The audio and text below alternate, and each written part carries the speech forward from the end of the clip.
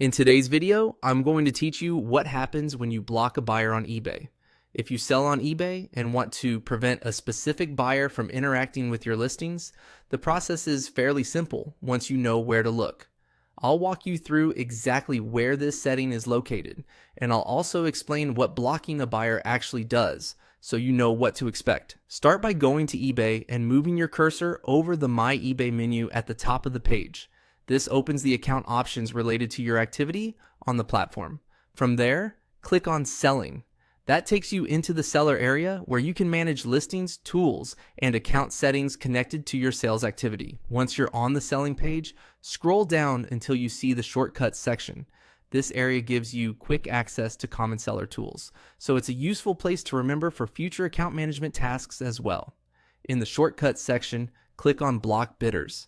This will take you to the block settings page where eBay allows you to manage which buyers are restricted from interacting with your listings.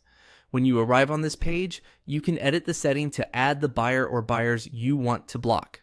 This is the part where you update the list based on who you no longer want purchasing from you. After you edit that setting, the result is important to understand.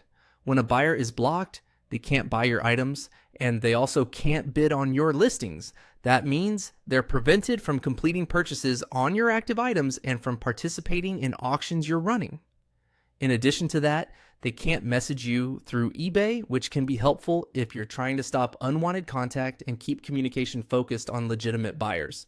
So in practical terms, blocking the buyer is a way to limit both transactions and direct contact from that account. It's a seller control feature designed to help you manage your selling experience more comfortably.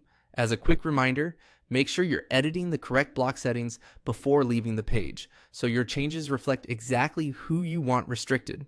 If you ever need to update that list later, you can return to the same block bidders area and adjust it again. And that's it. That's what happens when you block a buyer on eBay, and that's how you find the setting to manage it.